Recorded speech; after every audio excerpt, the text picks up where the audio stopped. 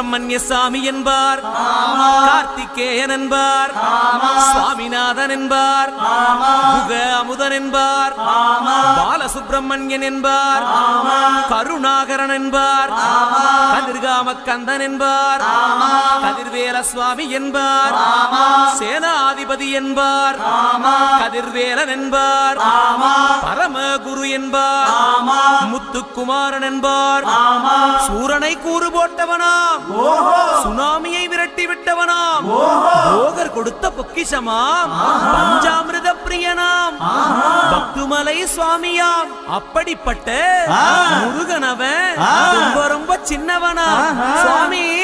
சின்ன சின்ன முருகைய